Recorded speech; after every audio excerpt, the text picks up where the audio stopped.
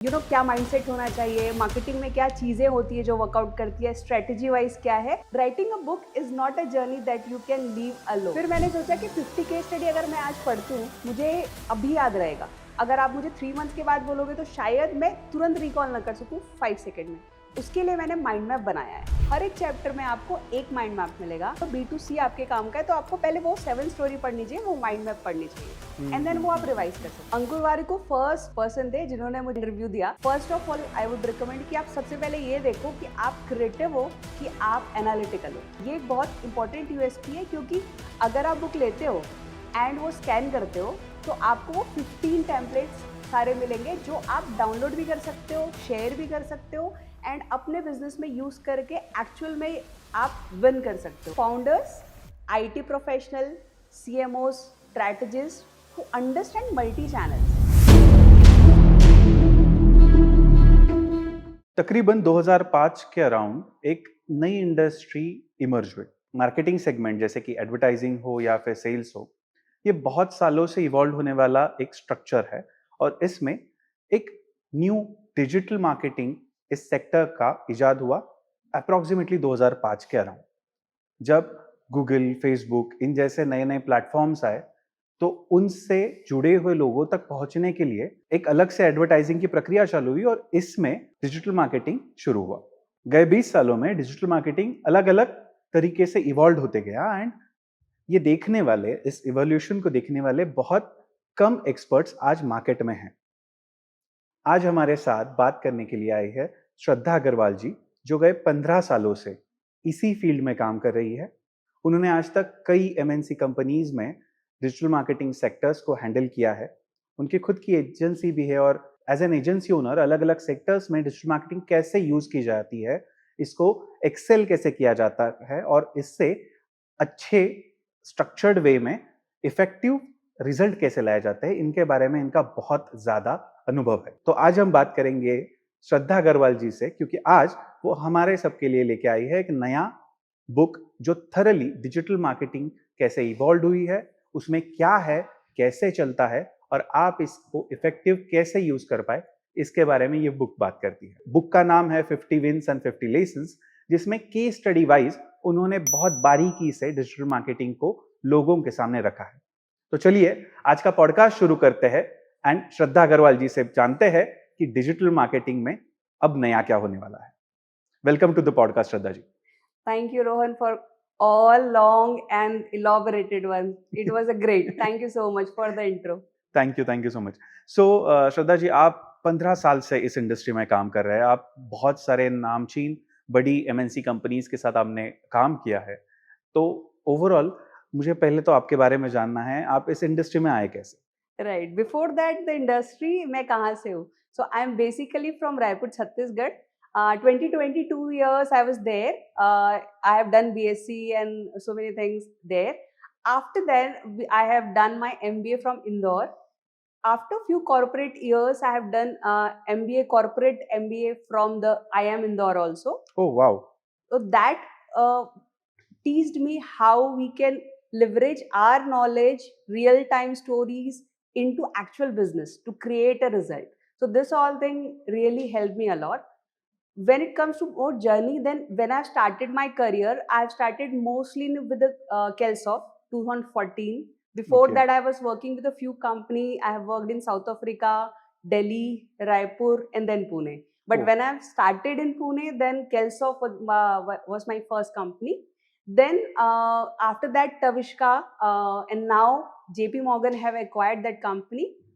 So I was there approx 7 years.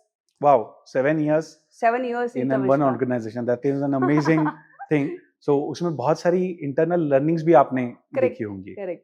So when I've joined, I was almost like a intern, where a main KRA was to find the data, to connect with the sales people. वो लोग क्या कर रहे हैं, lead के साथ आगे क्या चल रहा है, and then what all thing are updating in the CRM. This all thing I started like that. जो भी चैनल से आते थे, जो भी डिजिटल मार्केटिंग से आते थे, where they are going, what sales people are doing, how they are converting the sales. So that was the flow. Then I have learned 2014-15 that what is a Google SEO. At that time, digital marketing was not buzz at all. I mean, when I was saying or sharing with my friend, yeah, I am learning something doing, so they were suggesting me do one thing, learn business analyst, project management. At that time, PMP was the thing. So everybody was, what is a digital marketing? In marketing, everything is like offline, TV, hoarding. What is all about? I don't think so. That is kind of like career, and it's a supporting function. Many HR told me initially, this is supporting functional. You cannot earn that technical people do. So that right from the research analyst to SEO specialist, paid ads, how to generate a lead, business and ROI. So the whole, when I have left Tavishka, I was a senior manager marketing. So that whole journey I have done 7 years in Tavishka. Okay. So after that, you started your own agency, right? Yeah. In between also, I have 2 years I worked in USA Healthcare. After Okay. that, 2.5 years I have worked with FinTech, Sciencey. And that Okay. was the company where I thought we are doing so much in digital thing. And then in FinTech, we are ever evolving. And Yeah. India, I must say, that is the best real, because FinTech is very nice. Take example of UPI, take example of anything. We are way much, Ahead of the world. Correct so that is most important so at that time I thought अगर सबके लिए कर रहे हैं और बहुत सारे client के लिए कर रहे हैं तो चलो अपने लिए भी एक बार ट्राई कर लेते हैं what all thing can be learn so that Sciencey was the thing that where there I have joined as a global marketing manager. Then after that we have raised few funds and lots of things we have done. So in Sciencey I have learned that from scratch or 2-3 things we were doing, and then we have increased our team, done created a lots of leads, generated a revenue.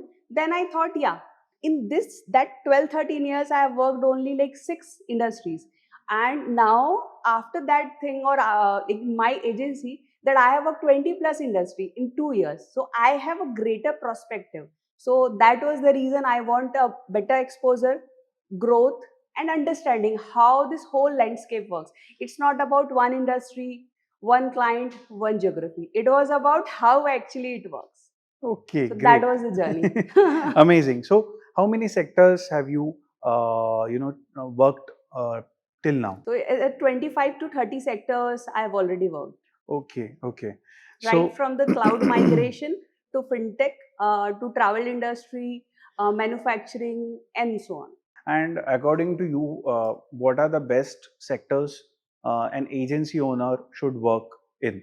Whenever your prospects and customer are online, you have to work on like through digital channels. You cannot escape that, and it's not that costly. अगर आप देखोगे कि एक hoarding लगाना है, you have to spend 90,000 rupees per month, but you can run ad 90 rupees, 1,000 rupees, and 9,000 rupees. So that is very reachable market in terms of that. So to coming your question, everybody should run a business through digital channels. So every owner or agency owner should cater different segment. I can say that niche. Every agency owner should focus on 1, 2, or 3 niche, and that's all, because every industry have a different dynamics. If I am working on maybe fintech, if I am working on any D2C brand, if I am working with other industry, every dynamics are different. So whenever agency owner works with niche clients, niche sector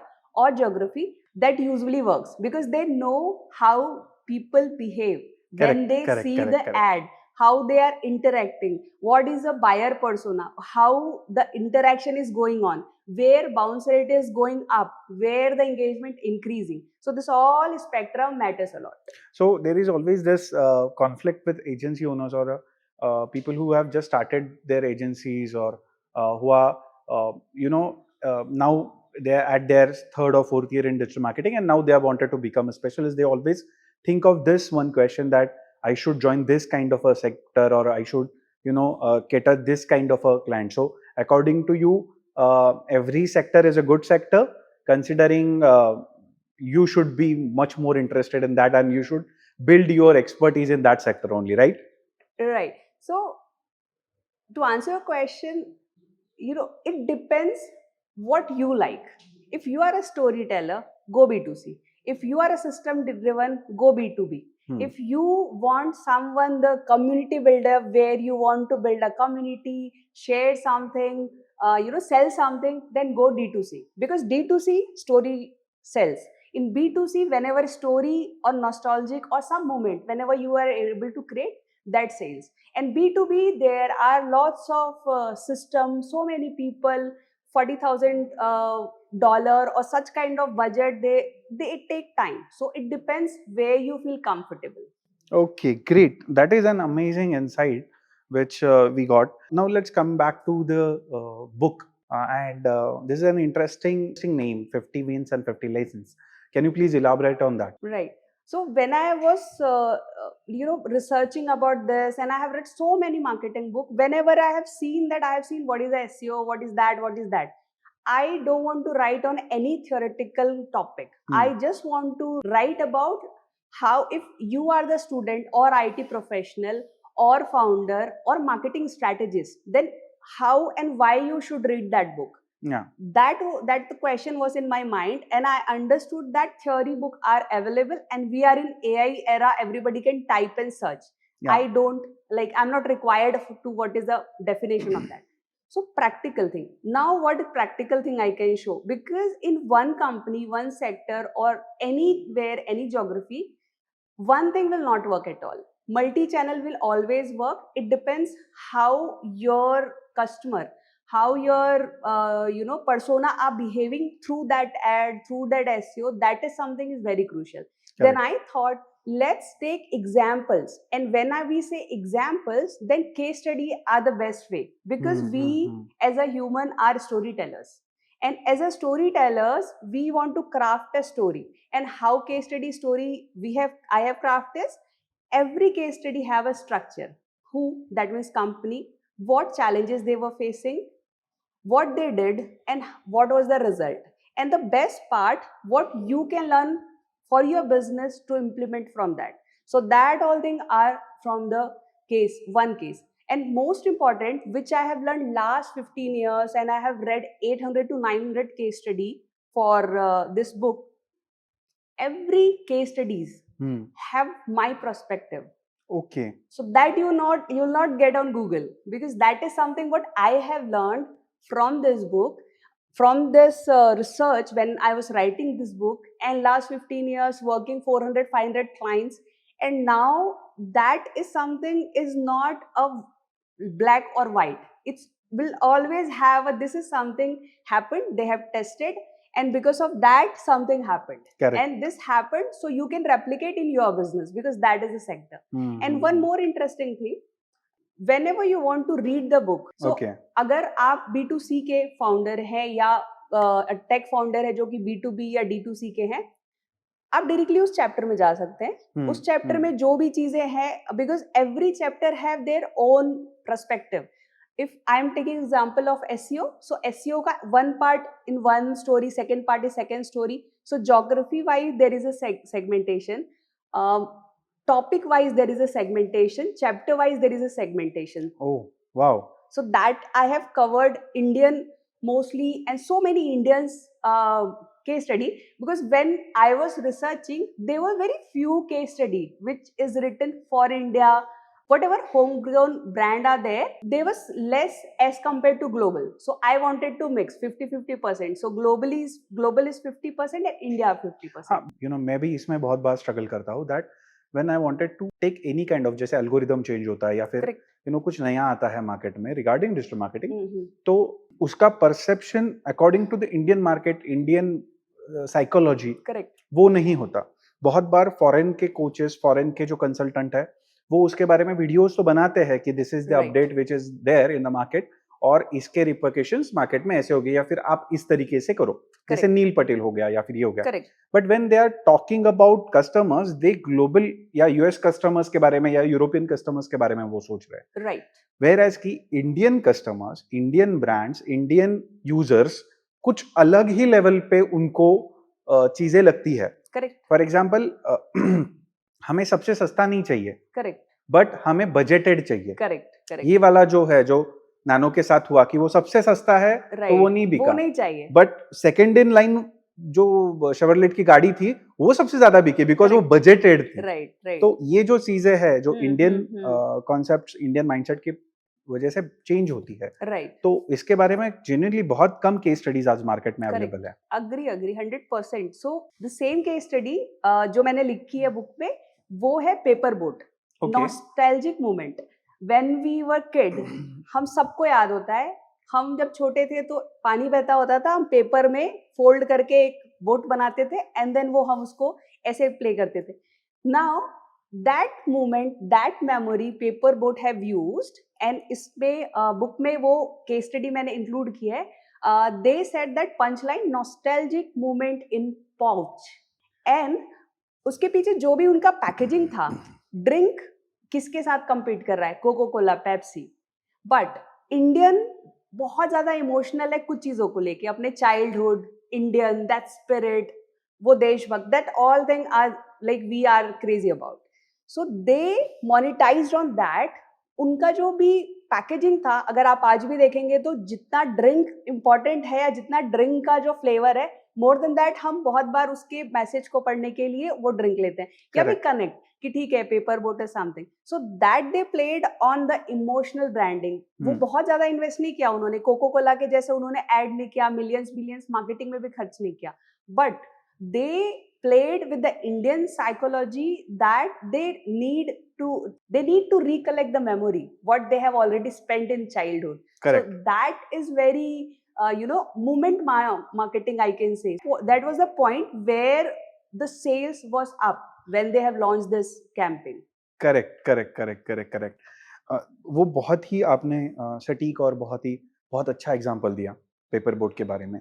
so when we are coming to different types of marketing, और आप आज इतने सालों से इस sectors में काम कर रहे हो, आप स्पेसिफिकली आपने आईटी सेक्टर में बहुत साल काम किया है। So considering that, IT sector में डिजिटल मार्केटिंग कैसे होता है, one, and second, as an founder लोगों के दिमाग में what are their requirements from agency और digital marketing person that they are hiring specifically in IT sector? When it comes to IT sector, तो मैंने almost 13 साल, 13 years I have spent in corporate. वहाँ like in corporate everything is system. I mean, everybody will come and go and will spend years on that sometime. क्या सबसे important होता है, that is ROI in revenue. Many times I've seen digital marketer, founder, in fact agency owners को मैंने देखा है, report उनका dashboard देखा है, उसमें बात होती है इंप्रेशन कितने हुए, लीड्स कितनी आई। ये भी लीड्स कितनी आई, फ्रैंकली कोई फर्क नहीं पड़ता लीड कितनी आई, क्योंकि मेरे क्लाइंट की कुछ लीड आती है 4000, 5000 या 6000 में ऑन लिंक्डइन पर lead. I am talking about Facebook की। अगर B2C की क्लाइंट की बात करें तो 30, 40, 50 रुपीज में भी एक लीड मिल जाती है। हमको पता है कि उसकी जो क्वालिटी ऑफ द लीड है वो क्या मैटर करती है, 100%। एंड वहां पे जो टिकट साइज होता है और B2 में जो टिकट साइज होता है वो भी वेरी करता है। करेक्ट। जब भी अगर कोई CMO हायर कर रहा है, एजेंसी हायर कर रहा है, तो उसको हमेशा रेवेन्यू जनरेशन कैसे करते हैं, ROI कैसे ऑप्टिमाइज करते हैं। If you are not able to understand कि MQL को SQL कैसे करना है, मार्केटिंग क्वालिफाइड लीड को SQL कैसे करना है, सेल्स क्वालिफाइड, और सेल्स क्वालिफाइड लीड्स को कन्वर्जन यानी ROI में कैसे ट्रांसलेट करना है, जो ये जर्नी को समझता है, जो इसमें हेल्प कर सकता है, वो बहुत इंपॉर्टेंट होता है किसी भी फाउंडर के लिए। और मैंने देखा है कि बहुत सारे लोग बहुत सारी लीड करते हैं, मैंने ऐसा भी देखा है कि बहुत सारे लोग बहुत मेहनत करते हैं, but that one thing, that 2-3 things whatever are applicable to your business, वो बहुत कम लोग कर पाते हैं। एंड वो ही मैटर करता है कि आप 90-95% में हो कि वो 5% में हो। करेक्ट। क्योंकि रिजल्ट मैटर करता है। ये फर्क नहीं पड़ता कि आपने 20 टास्क किए हैं और 200 टास्क किए हैं, but if that is not relevant, that is not something कि उससे एक्चुअल में कुछ रेवेन्यू जनरेशन हो रहा है, तो वो फाउंडर के लिए बहुत इंपॉर्टेंट होता है रेवेन्यू जनरेशन। तो उस पर फोकस करना चाहिए। सेकेंड, सिस्टम पे फोकस करना चाहिए, क्योंकि अभी यहाँ पे टिकट साइज बहुत बड़ा है। टिकट साइज के साथ में अब बहुत लोग इन्वॉल्व हैं। मतलब मैंने B2C कंपनी के साथ काम किया, आज किया है, कल लीड आई है, 1 हफ्ते में क्लोज, आगे पैसे। अभी B2B में यूजुअली 6 मंथ तो साइकिल होते हैं लीड नर्चर के, 2-4 महीने और लग जाते हैं। तो सम टाइम $30,000, $40,000 के भी हमने लिंक्डइन एड से जो करे हैं सेल, लीड्स जो आए हैं उससे, That took usually 9 months. It's long. I mean, so many calls, so many presentation from our end to qualified leads, and qualified leads, there is always a law of average. So 20 good leads, out of that हमको may be मिल जाएगा 5 या 6 अच्छे lead जो actually call पे आए demo में, I get back to you ना बोले, सो वो वाले हो जाए, एंड देन उसके बाद में एक्चुअल क्लोज होता है 1 और 0. So that is the law of average. So वो बहुत इंपॉर्टेंट होता है, सिस्टम, ROI, और we all here for a business, तो डेफिनेटली रेवेन्यू तो सबसे इंपॉर्टेंट है.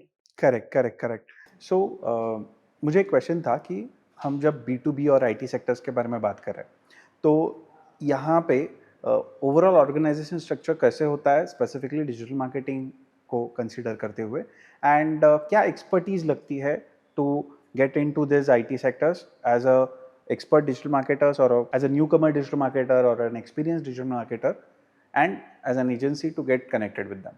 तो अगर हम कॉर्पोरेट की बात करें तो एक CEO होता है, उसके ऊपर उसमें बहुत सारे डिपार्टमेंट होते हैं. उसमें एक डिपार्टमेंट होता है मार्केटिंग का, वो होता है CMO. फ्रैक्शनल CMO हो सकता है अभी के उसमें, क्योंकि बहुत सारे फ्रैक्शनल CMOs हैं, मार्केटिंग कंसल्टेंट हो सकते हैं और CMO इन हाउस हो सकते हैं, जो भी है. They work in A strategy. वो स्ट्रैटेजी कैसे करना है they don't focus on, but क्या कर, मतलब क्या अचीव करना है, गोल सेट कैसे करना है, कब तक कितना अचीव करना है, कितना बजट है हमारे पास, उस बजट को कैसे आगे बढ़ाना है, कैसे वो अपने डायरेक्टर को कम्युनिकेट करता है कि ये सारी चीज़ें करनी है, वो एक हायरार्की होती है. उसके बाद हम आते हैं डायरेक्टर, सीनियर मैनेजर, मार्केटिंग. यहाँ पर स्टार्ट होता है actual director, that is direct करना कि कौन से चैनल को यूज़ करें, कितना करें. वो तो बजट दे दिया, CMO ने बोला कि 5 लाख पर मंथ कर लो, बट किस में, पेड एड्स में करें, मीडिया में करें, PR में करें, पॉडकास्ट में, वो पता नहीं. सो उसके लिए सारा डिस्कशन ब्रेनस्टॉर्म के बाद में डायरेक्टर जो होता है वो डिसाइड करता है कि किस तरीके से करते हैं. ना of course they have a like cumulative and group, but जो फोकस होता है, जो एक्सपर्टीज होता है, that is expected from the director, not CMO. CMO budget, ROI, director direct, channel, this all thing. उसके बाद मैनेजर आता है जो एक्चुअली यहाँ पे ये बोलता है कि ये गोल है, इस चैनल को यूज़ करना है, या उसका कोई थॉट होता है कि नहीं ये तो मैंने किया है, या उनके पास कोई डेटा होता है. वो एक्चुअली हेड होते हैं सारे टास्क के, जिसमें कि सारे मैनेजर, सीनियर मैनेजर, इंटर्न से लेके बहुत सारे लोग होते हैं जो एक्चुअल में हेल्प करते हैं. अगर आप न्यू कमर है, स्टूडेंट है, और आप एक्चुअल डिजिटल मार्केटिंग में एंटर करना चाहते हैं, first of all I would recommend कि आप सबसे पहले ये देखो कि आप क्रिएटिव हो कि आप एनालिटिकल हो, बिकॉज ये बहुत डिफरेंट होता है. अगर आप बोलते हो कि अगर आपको ग्राफिक्स में जाना है, वीडियो एडिटिंग में जाना है, आपको बहुत अच्छा क्रिएटिविटी आनी चाहिए. अगर वो नहीं आती, it will be challenging for you. अगर आप एनालिटिकल हो तो आप paid ads, excel sheet, formula, that data analytics, तो वो एक अलग ही गेम है. लाइक जब हम बाहर से देखते हैं एज अ IT ओनर, तो उनको फर्क नहीं पड़ रहा है, वो तो क्रिएटिव है, वो तो ऐड है, कंटेंट अलग है, क्या ये वो तो मिक्स हो रहा है. बट जो एक ब्रेन है that work in a one way, और उसके बाद आप एड ऑन कर सकते हो. तो एक T बोलते हैं हम कॉर्पोरेट में, दैट वन थिंग. जैसे मेरा एक्सपर्टीज है to generate a revenue through digital channel, that is my T. But I definitely work on positioning, ICP क्या है, आपका कस्टमर का पोजिशनिंग क्या है, कैसे प्रोडक्ट लॉन्च होता है, ये सारी चीज़ें भी मैं करती हूँ. तो that is something very important. Now coming to उनको क्या होना चाहिए, तो क्रिएटिव और एनालिटिकल, जो भी उनको पसंद है या आता है वो स्टार्ट किया. उसके बाद उसमें बिल्टअप किया. इफ़ अगर वो कोई डिज़ाइनर है जो कि ग्राफिक डिज़ाइन कर रहे हैं, तो ग्राफिक डिज़ाइन के बाद वो वीडियो एडिटिंग सीख सकते हैं, वीडियो एडिटिंग के बाद में क्रिएटिव एंड सो ऑन. इसके बाद एक होता है जिसमें कि हम analytical, SEO, paid ads, data analytics, ये सारी चीज़ें करते हैं. तो ये दोनों अलग पाथ है. तो सबसे पहले स्टूडेंट को ये समझना चाहिए खुद से कि बस में नहीं जाइए, डिजिटल मार्केटिंग करना है वो भी मत करिए, क्योंकि अगर मैं 20 लोगों से बात करूंगी ना आज के स्टूडेंट, तो उसमें से 15 डिजिटल मार्केटर होंगे, क्योंकि उनको क्या लगता है ना, सोशल मीडिया में पोस्टिंग करना है डिजिटल मार्केटिंग. तो ऐसा नहीं है. ये तो एक पार्ट है, एक चैनल है, बट उसके बैकग्राउंड में जो स्टोरी होती है ना, वो बहुत इंपॉर्टेंट है. 100%. तो वो जो फ्रेशर्स होते हैं ना, उनके लिए वो बहुत इंपॉर्टेंट है कि अपने आप को उस, मतलब उनकी क्या कैपेबिलिटी है, इंटरेस्ट है, व्हाट दे एंजॉय मोस्ट, उस हिसाब से उनको चूज करना चाहिए. So you have worked with more than 40 plus different sectors, from B2B, B2C, D2C, and many more. According to you, can you just describe कि ये अलग-अलग segmentation क्या है? क्योंकि आपके Correct. book में मैंने पढ़ा, there are 3 different चैप्टर्स जिनमें आपने यही इसी टाइटल के साथ इनको डिस्क्राइब किया है, तो can you please elaborate on that? In my book, there are 7 chapters. In 7 chapter, there is first is B2B, business to business. Second B2C, that connected, that work nahi, that connected. Because B2C always are a storytellers कि क्या कर रहे हैं. D2C में normally community building आती है, तो वो कैसे किए हैं. One very interesting low budget. सो वहाँ उन्होंने बजट ही इन्वेस्ट किया है. हाँ, मेरे पास बजट ही नहीं है, अब मुझे मार्केटिंग करना है. एंड बजट है भी तो मुझे खर्च नहीं करना है. So I take example of Nutrela. What they have done is they have printed 7 million samples. तो उन्होंने ये नहीं सोचा कि ये अच्छा लग रहा है, डिजाइनर को बोलो ये अच्छा नहीं लग रहा है, ये सारी चीजें नहीं करी, 30-40 नहीं बना. They have created 7 million designs और उनको डाल दिया सेल्फ में सारे ऑल ओवर द वर्ल्ड. जहाँ जो ज्योग्राफी में जो चीज़ें चलती है उसका उनके पास डेटा था कि ये वाले ज्योग्राफी और ये वाले स्टोर में इस टाइप की चीज़ें चलती है. उस हिसाब से उन्होंने 7 मिलियन AI जनरेटिव पैकेजिंग बनाई. वाओ. उस पैकेजिंग में you will not believe with in 3 weeks everything was sold out. Okay. 7 million packets of Nutrela. Yes. So that 7 million bottle of Nutrela got sold out within 3 weeks. I'm not talking about months, I'm talking about weeks. So within 3 weeks. Weeks. Wow. And it was AI intelligence. It was pure emotional, psychology, understanding tactics, how and why people are liking which region, which age, everything. So they got sold out. It was not about this color is looking good or bad or whatever. This was people are connecting, they get the bottle. But ऐसा नहीं हुआ था कि वो 1-2 हुआ था. It happened with 7 million bottles. So ऐसा नहीं हो सकता कि वो it's a kind of A/B testing, it's a kind of AI generative thing. And that is most important that if we market our product as a 10 years ago or whatever was working in 10 years ago or 10 months, we have to change our tactics because every now and then everything is changing. Google algorithm, human behavior, now people have understanding data, people have everything. So now system should be smart enough to understand and how we can adopt AI in our business. So that is very important. Yes, जो आपने अभी कहा कि that algorithms are changing and systems are changing. There are 2 things that came to my mind while you were saying that. I was reading a research 2-3 days back जहाँ पे even Instagram is not understanding how people are now reacting to the content. Right. And this was a statement given by very much एक Instagram के highly official person ने ये information दी थी कि even Instagram is not understanding क्यों लोग इस तरीके से behave कर रहे हैं. Correct. अब इस extreme volatile situations में आपकी बुक लोगों को डिजिटल मार्केटिंग समझने के लिए किस तरीके से मदद कर सकती है? तो जो भी मैंने बुक या स्टोरीज ली है ना, वो मैंने हमेशा मल्टी चैनल ली है. मतलब जो चैप्टर्स हैं वो है B2B, B2C ऐसा है. बट ऐसा नहीं है कि अगर मैं SEO organic growth place that is a one SEO. But SEO में उन्होंने स्मार्ट सिस्टम भी यूज़ किया है, पेड एड भी यूज़ किया है, कंटेंट भी यूज़ किया है, क्लस्टर भी यूज़ किया है, क्लस्टर कीवर्ड्स. सो सब कुछ यूज़ किया है SEO में. ऐसा कभी नहीं हो सकता जब आपको इंटेंट नहीं पता और क्या प्रॉब्लम है नहीं पता और आप कुछ तो लिख रहे हो और कीवर्ड डंप कर रहे हो. बिकॉज आज के डिजिटल मार्केटिंग में आप इंसानों के उसमें सर्च में आए या ना आए doesn't make a difference. But AI should search you because in AI that AO answer engine optimization और जनरेटिव इंजन ऑप्टिमाइजेशन, अगर आप यहाँ नहीं आ रहे हो ना तो आप कहीं नहीं आ रहे हो. हाँ, बिकॉज इवन हमारी बात में आपने बोला था कि that HubSpot has decrease heavy number of traffic HubSpot से डिक्रीज हो चुका है. And HubSpot was one of the biggest player and जहाँ पे ट्रैफिक आके फिर एड्स और इसकी वजह से रेवेन्यू जनरेट हो रहा था. राइट. हमने बहुत कुछ सीखा है HubSpot से. HubSpot का मार्केटिंग ऑटोमेशन, उसके इतने ब्लॉग्स पढ़े. लेकिन आज अगर हम देखें वही सर्च क्वेरी में डालते हैं तो वो जो फर्स्ट सर्च लैब होता है that we say AEO GEO that generative engine optimization, वो सारे कंटेंट या सेंस लेके वो वहाँ पे they just collate that data. हम शायद फर्स्ट रैंक में भी नहीं आते, सेकंड रैंक में भी नहीं आते. एंड देन वो पूरा जो ट्रैफिक है, उन्होंने बोला कि 32% से उनका जो ब्लॉग का ट्रैफिक है वो डाउन हुआ है. 25-26 में जैसे आप बोल रहे हो कि AI अलग अलग फॉर्मेट में, जैसे SEO में AI आ गया. Correct. अभी बहुत लोग बोल रहे हैं कि SEO इज डेड नाउ. सो 25-26 में क्या क्या चीज़ें बदलेंगी, एआई को कैसे अडॉप्ट करे और उससे कैसे एक्सेल करे? जब कभी कोई नई चीज़ आती है ना, ऐसे नहीं होगा कि पुरानी चीज़ें डेड हो गई। First of all SEO dead नहीं हुआ है।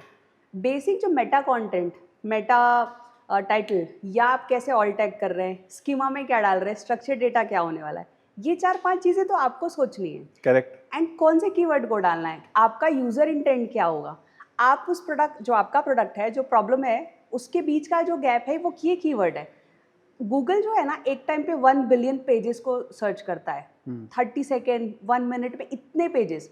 अभी वो थोड़ी ना, इट्स नॉट पॉसिबल कि वो आपके वेबसाइट के 220 पेज को और हज़ारों वेबसाइट के 1000 पेज को कर ले। स्कीमा, मेटा कंटेंट, उसको वही समझ आता है।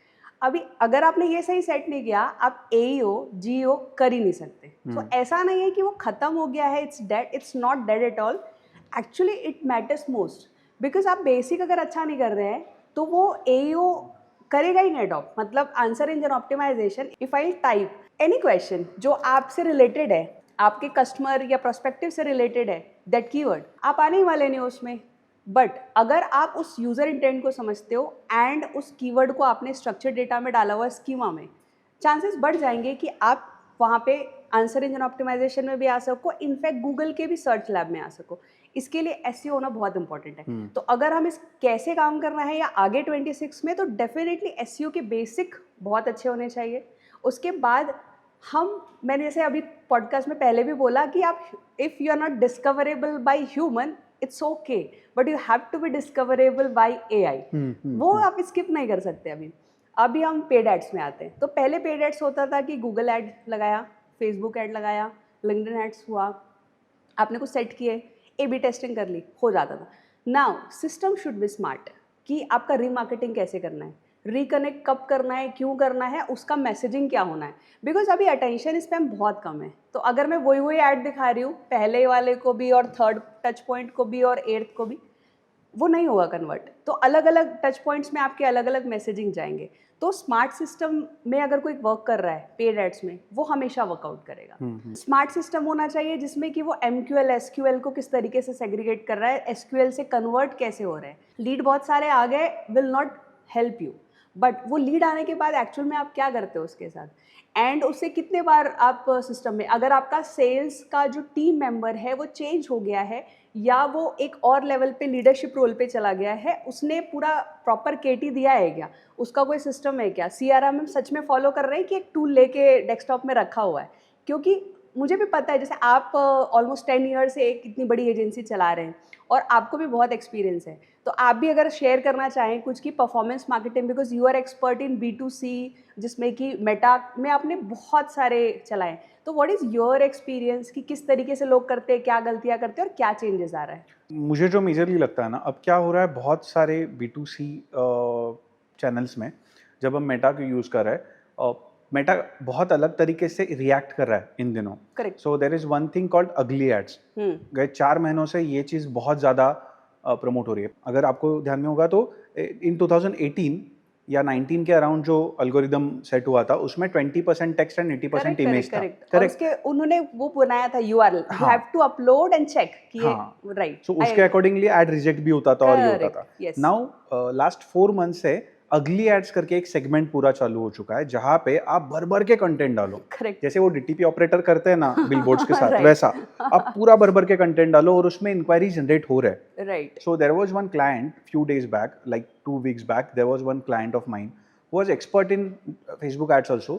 तो उन्होंने मुझे बोला कि रोहन, तुमने जो एड्स चलाया ना वो नहीं वर्कआउट होंगे बिकॉज ये फॉर्मेट है। मैं बोला सर रुको, वर्कआउट होगा, करने दो मुझे। एंड यू वोंट बिलीव, जो कॉस्ट पर लीड हमें अराउंड 120-130 रुपीज़ आ रही थी या 80 रुपये आ रही थी, ये अगली एड चलाने के बाद हमें 12 से 13 रुपए में वेरीफाइड लीड आ रही है। Wow, very nice. सो ये जो चीज़ें हैं, ये जो कांस्टेंट चेंजेस इन एल्गोरिदम है, constant changes in customer behaviour है, यूज़र बिहेवियर है, ये हमेशा आपको एज पे रखता है कि इसके वजह से आप ज़्यादा अच्छा रिजल्ट दे पाते हो।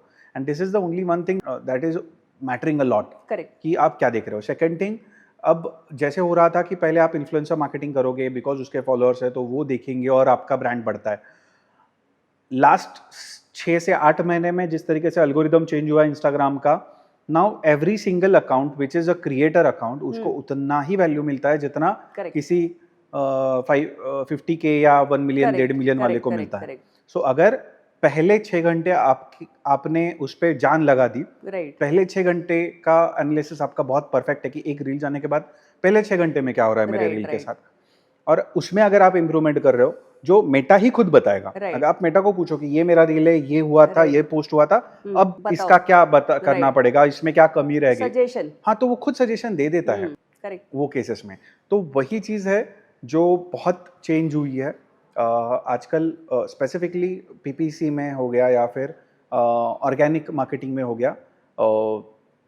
बहुत सारा कंटेंट अल्गोरिदम खुद बता रहा है, बट हाँ, क्या देखना है क्या नहीं देखना, उससे क्या Correct. समझना है, उसके लिए एक्सपर्ट लगता है. Correct correct, I agree. जैसे आप मुझे बता रहे थे, एक दिन आई वाज ट्रैवलिंग समवेयर, तो वहाँ पे मैंने एक बिलबोर्ड देखा.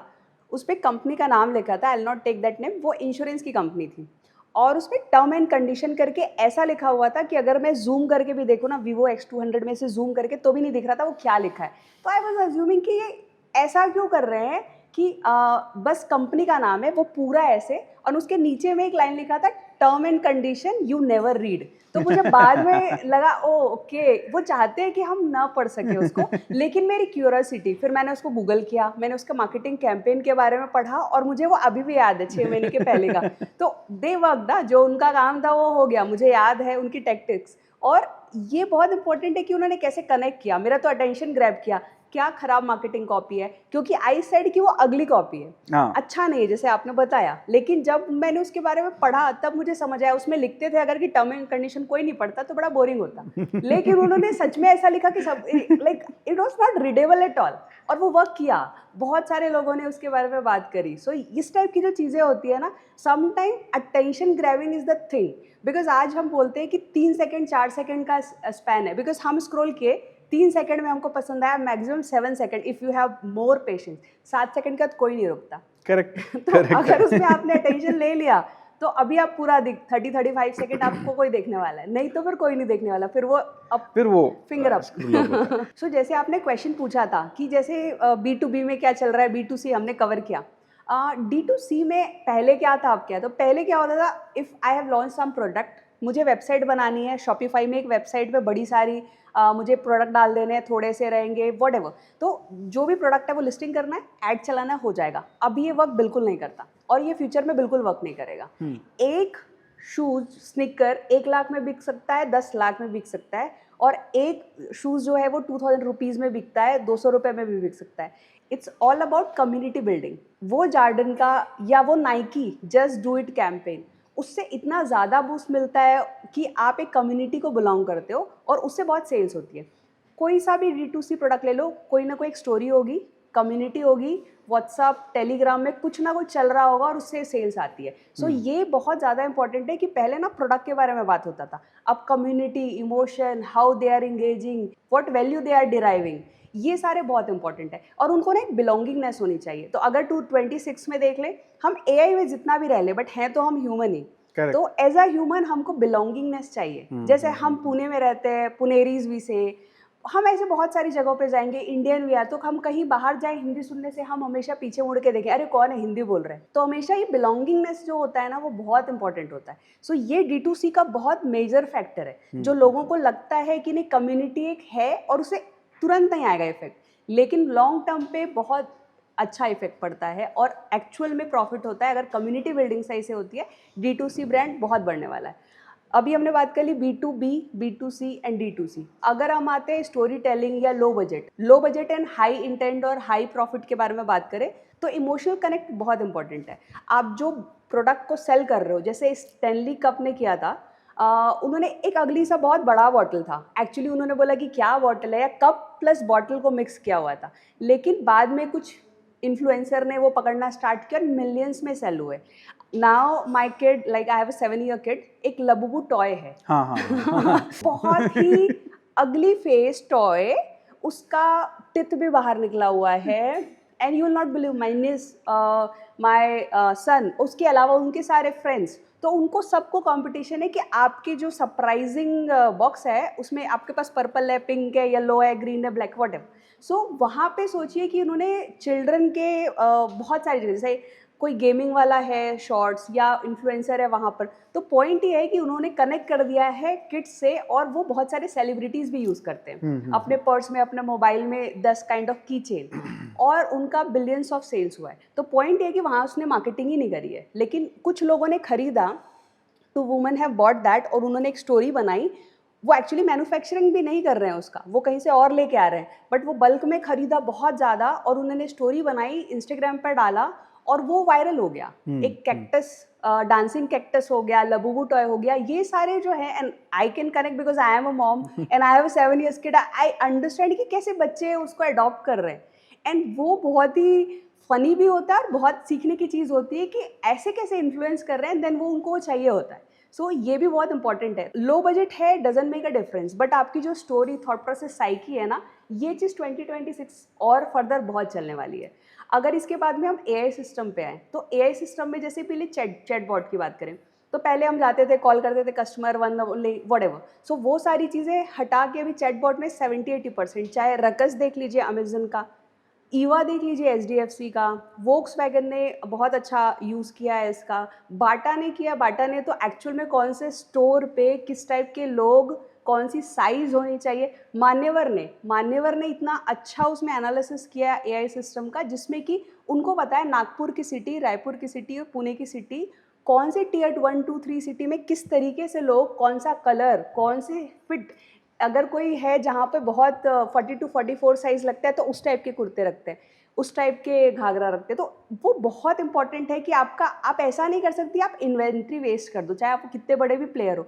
You have to optimise in your budget, you have to optimise with everything whatever you can. So उसका जो डेटा है उसको किस तरीके से यूज़ करना है अपने प्रोडक्ट को डिस्प्ले में, एंड कितनी इन्वेंट्री कौन से स्टोर में रखनी है, ये सारे प्लेयर्स ने वो चीज़ को समझा, एंड उस तरीके से उन्होंने ऑप्टिमाइज करा है आरओआई अपना, और बिजनेस बढ़ाया है। यही बहुत इंटरेस्टिंग आपने बात बोली। So according to you what are the USPs of your book? So I have thought about it कि क्या रखे, क्योंकि अल्टीमेटली डिजिटल मार्केटिंग इतना कॉमन है, लोगों को लगता है मुझे तो सब आता है, वो 1 या 5 मिनट का कोई वेबिनार या 1 डे का कुछ अटेंड करते हैं, उनको लगता है डिजिटल मार्केटिंग तो काफ़ी ईजी और हमें आता है। पॉइंट ये है कि उसमें एक्चुअली क्या बताया जाए, एंड जो मैंने बहुत सारी केस स्टडी पढ़ा, और 15 ईयर्स का जो भी मेरा एक्सपीरियंस रहा है वो मुझे कोलेट करना था। फिर मैंने सोचा केस स्टडी, यहाँ तक तो बहुत क्लियर और सिंपल था। फिर मैंने सोचा कि 50 केस स्टडी अगर मैं आज पढ़ती हूँ, मुझे अभी याद रहेगा। अगर आप मुझे 3 मंथ्स के बाद बोलोगे तो शायद मैं तुरंत रिकॉल ना कर सकूँ 5 सेकेंड में। उसके लिए मैंने माइंड मैप बनाया है, जिसमें if you have already read that 7 case studies, आपको सिर्फ 5-7 सेकेंड उस माइंड मैप को देखना है, और वो माइंड मैप में आपको रिकॉल हो जाएगा। जैसे पेपर बोट, मैंने आपको थोड़ी देर पहले स्टोरी बताई, अगर मैं नॉस्टैल्जिक मोमेंट पेपर बोट ये लिख दूं, तो जो भी मैंने 10 मिनट में बताया आपको ऐसे रिकॉल हो जाएगा। करेक्ट। उसी तरीके से मैंने 49 और 50th स्टोरी की भी माइंड मैप बनाई हुई है। ओके। हर एक चैप्टर में आपको एक माइंड मैप मिलेगा, जिसमें हर एक केस स्टडी के बारे में दैट 1 लाइनर 2-3 वर्ड्स वहाँ पे लिखा रहेगा। You can just recall like that. Okay, wow. And जब भी आप कोई प्रेजेंटेशन दे रहे हो, if you are sharing something, और कोई भी डिस्कशन या डिबेट में आप हो, तो आपको वो सिर्फ 7 पेज पढ़ना है, अगर आपने बुक पढ़ ली है तो। अगर आपने बुक नहीं पढ़ी है तो पहले मान लो B2C आपके काम का है, तो आपको पहले वो 7 स्टोरी पढ़नी चाहिए, वो माइंड मैप पढ़नी चाहिए, एंड देन वो आप रिवाइज कर सकते हो। तो ये माइंड मैप एक चीज़ है। एंड एक और चीज़ मैंने बताया कि my perspective, so that you will not gate at all on Google, that is actually I wrote कि क्या क्या चीज़ें होनी चाहिए। सो जो मैंने बुक लिखी है ना, उसमें स्ट्रक्चर है, तो स्ट्रक्चर में ना who, why, what, so what, ये सारी चीज़ें उन्होंने क्या किया, आप अपने बिजनेस में कैसे कर सकते हैं। लेकिन मोस्ट इंपॉर्टेंट जो कि मेरा पर्सपेक्टिव है, वो आपको गूगल में नहीं मिलेगा। सो माई पर्सपेक्टिव का जो पैराग्राफ है, उससे आपको एक्चुअली वो जो बोलते हैं ना निचोड़ होती है कहानी की, करेक्ट। जो what ever learning I had और जो मुझे लगा और अलग चीज़ों पे देख के, वो उस पर लिखी हुई है। Okay, great. राइट। सो ये सब करते हुए हाउ मेनी डेज, कितने दिनों से आप ये कर रहे हो? So it's almost 1.5 years। मैंने 700 से 800 केस स्टडी पढ़ा, तो पहले 1 साल मोस्टली मुझे रिसर्च में लगा। रिसर्च के बाद एक दिन जब मेरे पास वो लिस्ट थी कि ये इतने में से वो 50 बनाना है, और फिर मैंने चैप्टर डिसाइड किए कि फिर मैंने सोचा पहले मैं टॉपिक वाइज लूँ, एसईओ ये वो, फिर मैंने ना पैटर्न देखा कि एक स्टोरी में ना ऐसा कभी नहीं हुआ है कि वो एक चैनल के बारे में बात कर रहे हैं। तो अगर मैं एसईओ के बारे में लिख रही हूँ या पेड एड या एआई सिस्टम, तो I can not segregate because वो एक बार में 3 लोगों के बारे में, मल्टी चैनल। तो फिर मैंने ना B2B, B2C, एसईओ, फिर स्मार्ट सिस्टम, लो बजट, ऐसे सेगमेंट किया। अब इसमें भी ना जब ये सारी चीज़ें ख़त्म हो जाएगी, तो मेरे बुक का नाम है 50 विंस और 50 लेसन्स। तो 50 विंस के बारे में हमने तो बहुत बातें कर ली। 50 लेसन्स में क्या है ना, मैंने एक्चुअल में 50 प्रैक्टिकल टिप्स दिए हैं उसमें कि क्या क्या चीज़ें हैं जो आपको क्या माइंडसेट होना चाहिए, मार्केटिंग में क्या चीज़ें होती है जो वर्कआउट करती है, स्ट्रेटजी वाइज क्या है। तो वो बहुत पढ़ने की है, वो बहुत इंपॉर्टेंट पॉइंट है। एंड उससे भी इम्पॉर्टेंट है, हाँ, एज ए इंडियन हमको बोनस बहुत पसंद है। जब भी कभी जाएंगे तो डिस्काउंट कितना है भैया, सो दैट इज समथिंग, वो तो हमारे अंदर कूद के भरा है। तो दैट वन थिंग बोनस। तो मैंने ना ट्राई किया है कि पूरा जो भी मेरा 15 ईयर्स का एक्सपीरियंस है, जो मैंने अपने क्लाइंट्स के लिए या पहले कॉर्पोरेट में बहुत सारे टेम्पलेट्स डैशबोर्ड देखे, वो मैंने पूरे क्राफ्ट किए 15। अगर आप ये बुक लेते हो, ये एक बहुत इंपॉर्टेंट यूएसपी है, क्योंकि अगर आप बुक लेते हो एंड वो स्कैन करते हो तो आपको वो 15 टेम्पलेट्स सारे मिलेंगे जो आप डाउनलोड भी कर सकते हो, शेयर भी कर सकते हो एंड अपने बिजनेस में यूज करके एक्चुअल में आप विन कर सकते हो। You can build your business, आप डिसीजन ले सकते हो। तो एक है जैसे कि persona builder template, just give an example of one. तो हम जब कभी कंटेंट लिखते हैं, कीवर्ड सर्च करते हैं, तो ऐसा नहीं हो सकता कि हम डायरेक्टली उसमें चले जाएं कि क्या हम दे रहे हैं, वो नहीं वर्क करेगा डिजिटल मार्केटिंग में। तो हमको वहाँ पे आपके जो कस्टमर है उनका पर्सोना क्या है, वो किस, what is a pain point जो कस्टमर है उनके, उसके बाद आपके पास वो प्रोडक्ट क्या है, वो पेन पॉइंट और वो कस्टमर जो है उसको किस तरीके से, किस टाइप के मैसेजिंग में आप उसको कम्युनिकेट कर रहे हो, क्या वो कनेक्ट हो रहा है या बहुत ज़्यादा सेल्सी लग रहा है। मार्केटिंग का सबसे इंपॉर्टेंट पार्ट है कि आपको मार्केटिंग ऐसी करनी है कि उसको लगे ना कि आप मार्केटिंग कर रहे हो। करेक्ट। अगर ये आप कर पाए तो मार्केटिंग अपने आप हो जाती है। इफ़ यू आर सेल्सी, तो 20 साल पहले चलता था, अभी लाइक पीपल का जो स्पेन अटेंशन है या span, they will not appreciate if you are continuously marketing. So ये तो 3, if I repeat. So first जो है वो है मेरा perspective, my perspective, every 50 cases you will get. Second, mind map, recall होना बहुत इंपॉर्टेंट है, क्योंकि मैंने आज लास्ट ईयर में करीबन 50-55 बुक्स पढ़ ली। हर एक बुक का मेरे पास माइंड मैप है। तो आप मुझे बताओ कि ये वाली बुक है talk like TED, I will take just 30 second to recall whatever I have learn, because मैंने माइंड मैप का एक बुक बना रखा है। सो ये 3 पॉइंट है, first my perspective, mind map and bonus. अगर आप इस चीज़ों को अच्छे से सीख के, देख के, पढ़ के कोलेक्ट कर पाते हो एंड मोस्ट इम्पॉर्टेंटली रिकॉल कर पाते हो जब एक्चुअल में आपको उसकी नीड है, तो फिर आपको डेफिनेटली आप जो भी आपका थॉट प्रोसेस या लर्निंग है, यू कैन कम्युनिकेट। सो ये बुक, जैसे मैं एक एक चीज़ आपसे सुन रहा हूँ, कोई भी एजेंसी फाउंडर हो, कोई भी बिजनेस के फाउंडर्स हो, या फिर CMOs या फिर सेल्स VP, इस मैनेजरियल पोजीशन पे या फिर बड़ी पोजीशंस पे कंपनी में ज्वाइन हुए कोई व्यक्ति हो, उनके लिए ये बुक ज़्यादा इफेक्टिव है, क्योंकि इतना मुझे लग रहा है कि ये ज़्यादा इफेक्टिव है क्योंकि उनको पता चलेगा एग्जैक्ट डिजिटल मार्केटिंग वर्क कैसे होती है। So they can relate it with their product. Correct. Case studies से वो प्रैक्टिकल चीज़ें सीख सकते हैं एंड माइंड मैप की वजह से वो ये सब जो सीखा है वो याद भी रख सकते हैं, इम्प्लीमेंट भी कर सकते हैं। Right. So considering that, is this your TG? Yes. So founders, IT professional, CMOs, strategists who understand multi channels, उनको ये नहीं है कि एक स्टोरी है, एक चैनल है और ये है और कुछ टास्क करने हैं। एजेंसी ओनर मैंने देखा है कि कई बार डैशबोर्ड बनाने टाइम इंप्रेशन, लाइक्स और इतने लोगों का फॉलोअर बढ़ा, बट फॉलोअर से सैलरी पे नहीं होती है। And being a agency owner, that revenue, that ROI matters a lot, versus कितने लाइक बढ़े कितने वो नहीं। सो सारे लोग जो कि इन पैरामीटर में है, जो कि founders, they have a great product. IT के मैंने इतने इवेंट में इतने फाउंडर देखे हैं, बिलीव मी उनका प्रोडक्ट बहुत बढ़िया होता है, लेकिन व्हेन दे टॉक अबाउट, वो कहीं ना कहीं वो कम्युनिकेट करने के लिए, and not talking about Hindi, English और Marathi, I am talking about कि जो उसके कस्टमर्स है, प्रोस्पेक्टिव है, उसके जो पेन पॉइंट के बारे में ना बात करके दे टॉक अबाउट कि मेरे प्रोडक्ट में ये है, मेरे प्रोडक्ट में ये है और मैं ये करता हूँ क्योंकि मैंने ये किया है। But people don't care about that कि क्या Correct, हुआ है। correct, correct, लेकिन correct. आपकी क्या प्रॉब्लम है, जैसे आपका प्रॉब्लम ये हो सकता है एज अ एजेंसी ओनर कि बहुत सारे क्लाइंट है, एक सिस्टम बिल्ड करना है, क्योंकि आपको अपना टाइम 60 क्लाइंट्स में नहीं देना है, बट उसके लिए सिस्टम डेवलप करना है, उसके लिए क्या क्या चीज़ें करेगी वो आपका प्रॉब्लम हो सकता है। बट ये नहीं हो सकता कि इसमें ग्रीन कलर होगा या येलो कलर होगा, ये क्रिएटिव कौन सा, तो दैट इज समथिंग। बट कौन से बारे में बात कर रहे हैं वो बहुत इंपॉर्टेंट है। आपकी बुक पढ़ते हुए मैंने एक नोटिस किया कि अंकुर वारिकू जी ने भी आपको इसके लिए रिव्यू दिए हैं। करेक्ट। सो क्या उनका कहना था और इसके बारे में आप क्या कहना चाहोगे? राइट, सो अंकुर वारिकू फर्स्ट पर्सन थे जिन्होंने मुझे ब्लर्ब एंड रिव्यू दिया। He says one, like I am following last 3-4 years and मैंने बहुत कुछ सीखा है उनसे, जो भी उनका कंटेंट, वो जितने डिसिप्लिन्ड हैं उस सारी चीज़ों में, उससे मैंने बहुत उनका जो भी डेली रूटीन है इससे, सो वो काफ़ी बुक्स पढ़ते हैं डेली, तो वो सारी चीज़ें मैंने इन्फ्लुएंस करी और बहुत सारी चीज़ें सीखी है। अब उन्होंने एक बात बोली थी 1-1.5 साल पहले किसी एक न्यूज़लेटर में, कि if you don't ask the answer is always no.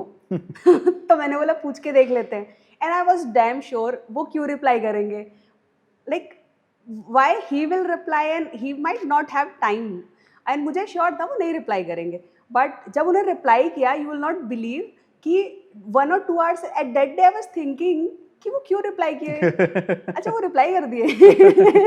मतलब at that time I was thinking कि कभी कभी ना हम लाइफ में कुछ चीज़ों को पूछते ही नहीं हैं, हम सेल्फ रिजेक्ट कर लेते हैं। I am not good public speaker, I am not that, और उसके बाद हम ट्राई नहीं करते कभी स्टेज में जाने का। तो हम पब्लिक स्पीकिंग अच्छा तब तक ही नहीं कर सकते जब तक कि हम स्टेज में ना जाए। तो दैट वन थिंग स्टक। सो यहाँ पे मुझे 7 लोगों से 7 industry leaders have given blurb and forward. Wow. उसमें से अंकुर वारिकू है, शक्ति लीका सर है, मलिक सर है, जो कुछ बहुत सारे जो डॉक्टर प्रभा हैं, एंड फॉर्मल जो सीईओ है रिलायंस एनिमेशन के वो हैं आशीष सर। उसके अलावा गोपाल कृष्णन, उन्होंने फॉरवर्ड लिखा है, जो कि कोचेस के बहुत बड़े कोच है, कोचेस के coaches coach they say binge marketing, and then they have some unicorn setup, unicorn marketing, ऐसा उनका एक पूरा कम्युनिटी है और बहुत सारी चीज़ें, और बहुत बड़ी कम्युनिटी है उनकी। तो मैं उनको एक इवेंट में मिली, मैंने जस्ट उनसे बात करी और मैंने बोला कि I am writing a book, April की बात है। तो उन्होंने बोला कि ठीक है हम डिस्कस करते हैं, और उन्होंने टाइम दिया, 15 मिनट्स डिस्कस किया, और उसके बाद उन्होंने एक 5 AM को एक दिन उनका एक मैसेज आया, 5:10 AM को, 5:10। So I specifically I was thinking कि अगर किसी को कोई काम करना है, किसी को कोई रिव्यू ब्लर्ब या फॉरवर्ड देना है या इन जेन्युइनली हेल्प करना है, तो कोई ऐसा नहीं बोल सकते कि उन्हें टाइम नहीं है। तो इतने सारे लोगों के साथ बात करने के बाद और बहुत सारे से कनेक्ट करके मैंने स्टोरी बताई कि मैंने ये बुक कैसे लिखी, या मेरा 1-1.5 साल क्या जर्नी रहा। Writing a book is not a journey that you can leave alone, you always will have so many people, right from your family, this kind of leaders, publisher, आसपास की जो आपकी कम्युनिटी है, किस तरीके से आपको घर पे सपोर्ट मिल रहा है, और वो सबसे इम्पॉर्टेंट होता है। So here I would like to mention कि जैसे पेरेंट्स ने जैसे ultimately you know, I am basically from Raipur, that is a Tier 2 Tier 3 city, वहाँ पर बाहर पढ़ना, like I am from Hindi medium, so how to talk in English and किस तरीके से क्या चीज़ें करनी है, how to communicate, how to go in public and speak, that everything I have to learn. I have done like MBA from IIM and everything whatever I have learn throughout the 15 years corporate journey. ये जो सारी चीज़ें होती है ना, वो आप family support के बिना कभी नहीं कर सकते, because they are the backbone of your thing. And that हम बोलते हैं, and Indira Nooyi also says that once, is most important decision you will take in your career or professional life is to whom you marry। जिससे आपकी शादी होती है ना, वो आपका सबसे बड़ा बिजनेस डिसीजन होता है, specially if you are woman entrepreneurs. क्यों? क्योंकि अगर घर में जो सपोर्ट होता है और जिस तरीके से हम काम करते हैं और इतने आवर्स काम करते हैं, so many months and years we work for that client, that book, that whatever. So ये जो इन्वायरमेंट और बैकबोन होती है ना, वो बहुत इंपॉर्टेंट होती है। तो इसलिए ही मैंने एक पूरा पेज डेडिकेशन में डाला है, जिसमें कि मैंने I have thank mummy papa, apart from that Aashay, apart from that I have a kid 7 year kid Aayansh. उसके अलावा मेरी एक फ्रेंड है, that is like childhood friend. 25 सालों में मतलब 250 फ्रेंड्स और आए और गए, लेकिन Nupur. And most importantly like mother in law, so वो is like my mom only. तो वो भी एक ब्लेसिंग है जो इन सब से आता है। एंड मेरा भाई, सो वो भी एक बहुत बड़ा सपोर्टर है इस पूरी जर्नी में, right from the all failure, right from the MBBS failure, right from the so many successes I had, but so much of failure I have seen in my career and everywhere. ये जो backbone है इसकी वजह से it doesn't feel like a failure. अगर कोई चीज़ होती है तो वो like overcome हो जाती है because they are there. They are like they As a are support backbone. group, Yeah. Yes. Amazing amazing. So बहुत ही इंटरेस्टिंग चीज़ें आपने बताई इस बुक के बारे में, बट एक बहुत मोस्ट इम्पॉर्टेंट क्वेश्चन है, ये बुक हम खरीदेंगे कैसे? यस, अमेजन में आपको लिस्टिंग मिलेगी, फ्लिपकार्ट, क्यूरेट बुक्स के वेबसाइट में मिलेगी। उसके अलावा जो वेबसाइट्स हैं जहाँ पर भी आप बुकबब और बहुत सारे जो प्रोवाइडर हैं, गूगल में बस आपको सर्च करना है 50 विंस 50 लेसन्स, आपको बहुत सारी लिस्टिंग मिल जाएगी। अगर आप इंडिया से बाहर है, if you are there in USA, UK, Singapore, South Africa, then also you can buy this book.